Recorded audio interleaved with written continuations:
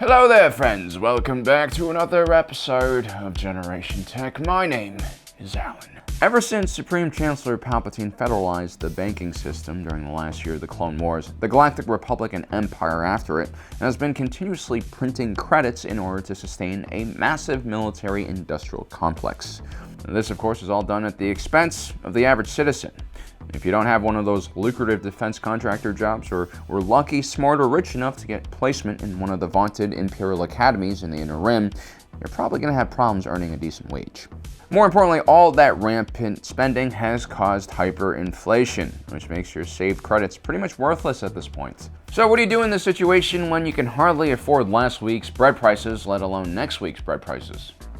Well, in human history, when hardship and turmoil erupt, those who were brave and courageous enough to uproot their lives and move to an area full of prosperity usually were the ones who survived and succeeded in life.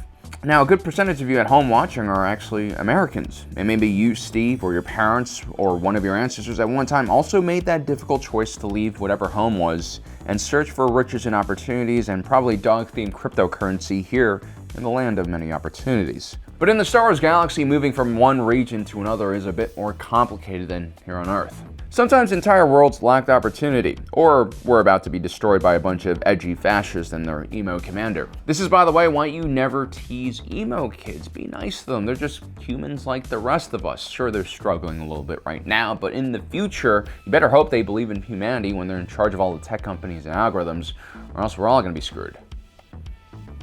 What are we talking about? Oh yeah, so in Star Wars, escaping your poverty, oppression, gravity, or boredom requires, at a minimum, a starship with maybe a hyperdrive. The problem is, in Star Wars, starships are not like cars and not immediately affordable to the average citizen. They're closer in price to houses in an artificially inflated market where first-time homebuyers have to compete with their grandparents' generation buying their fifth investment property. And so, as usual on this channel, we have created a hypothetical situation or problem that I think is relatively relatable for most people. And again, we will supply the solution by showing you guys 7 different starships that are incredibly affordable and can bring you from where you are right now to where you want to be.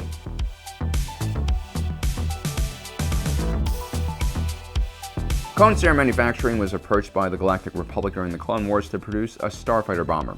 The result was a well-balanced ship with plenty of armor, a large payload, and enough maneuverability and speed so that it didn't require an escort when going on attack runs.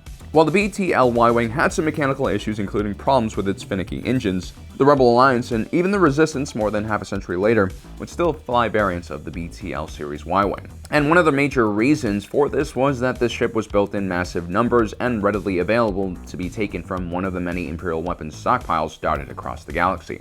Now, 5 years ago, we did a video where we tried to figure out how much one credit was worth here on Earth and found that it was almost 1-to-1 with the US dollar at the time. And so with that in mind, a brand new A-Wing is estimated to cost around 135,000 credits and around 65,000 credits used.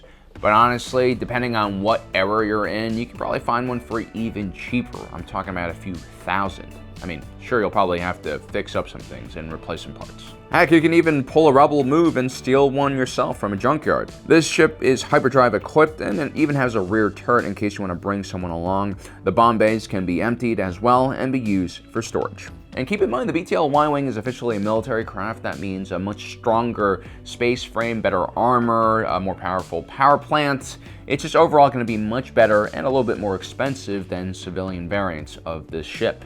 Before we continue, guys, a word from our sponsor for today's video, Onasaber.com. We once again have the Cypher Blade. This is one of the lighter, less complicated, and less expensive models that Onasaber offers, and that is because this is primarily built as a practice or dueling saber. This means you can whack it pretty hard. The Cypher Blade is pretty well balanced too compared to the heavier Xenopixel, and it doesn't sacrifice many of the features that the Xenopixel has, like customized color, sound effects, and different types of blade modes. Anyone who purchases the Cypher before February 15th will be entered into a free giveaway for a dueling saber of their choice. If this sounds like something you guys want to check out, go to Ownersaber.com. We'll link the website down below, and they'll be giving you 20% off of all lightsabers. Plus, if you use my promo code MEOW, that's all caps, you can get another 10% off. All right, thank you for your patience. On to the rest of the video.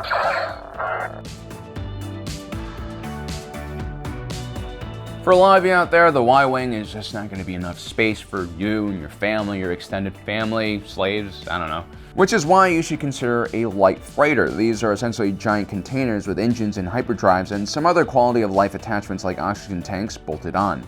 It's the Star Wars equivalent of a sketchy white van featured in your local Amber Alerts. And there's no sketchy van in Star Wars more beloved than a YT-1300 light freighter, made famous by Lando Calrissian and later Han Solo's Millennium Falcon.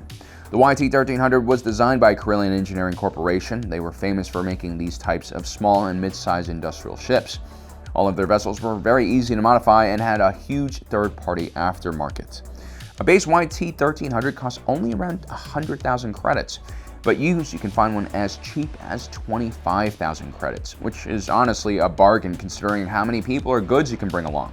The Y-Wing can obviously get you to places, but the YT-1300 with its many secret storage compartments can be your castle, your home, and also your workplace. I mean, hell, Han Solo charged Obi-Wan Kenobi and Luke 10,000 credits just to go from the Outer Rim, Tatooine, to the Inner Rim, Alderaan. You can pay off the ship's price in just a few runs.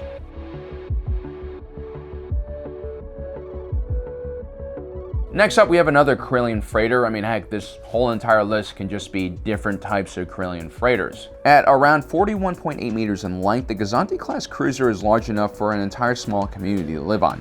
It could support a few dozen people, and it could carry quite a lot of freight. Some variants of the Gazante even could dock smaller starfighters or carry walkers in its undercarriage. The Rebel Alliance, the Republic, the Empire, the Separatists, even major criminal syndicates all deployed their own variants of the Gazante, which like many Carillion vessels can be modified to do almost anything. With a price of 150,000 credits new and only 50,000 credits used, even the most impoverished scrappers on Jakku could scrape together enough credits with their friends and family to buy their way off-world.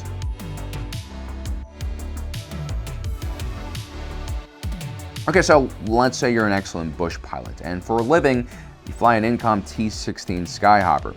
Maybe you want more excitement or are prepared to do more freelance jobs, but you don't want to fly around a large bulk freighter because where's the fun in that? Instead, you want something fast and maneuverable, something that can be modified into a racer or even a fighter, if you want to take on some escort contracts, for instance.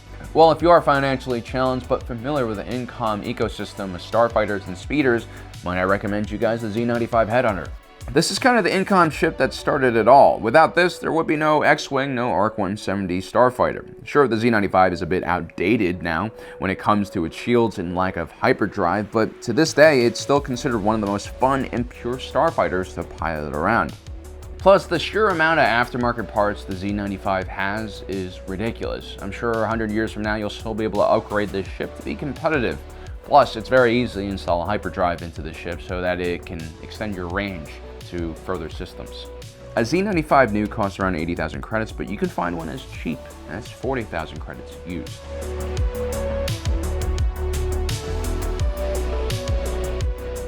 The standard TIE Fighter is probably one of the most common starships in the galaxy, simply because the Imperial Navy is so massive and all-encompassing. Now, usually getting your hands on a TIE Fighter requires many years of schooling and training. But did you know that Senior Fleet Systems did sell a small amount of these crafts to private security companies as well?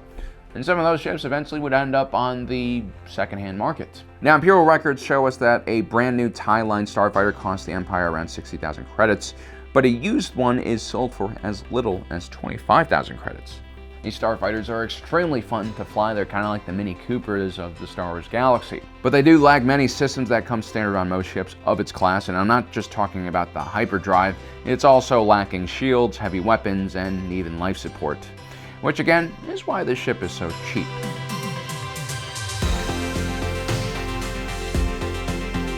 Next up, we have the VCX Series Auxiliary Fighter. This is a tiny bite-sized shuttle, which you might remember from the Rebels series. They would be attached onto the Ghost and be used for away missions. Despite its small size of around only 11.63 meters, unlike fighters, the VCX series has a large passenger compartment that can fit up to 9 individuals, including the pilot. The VCX series was lightly armed and shielded, and some variants even had a hyperdrive. For only 22,000 credits, this was a bargain and a steal.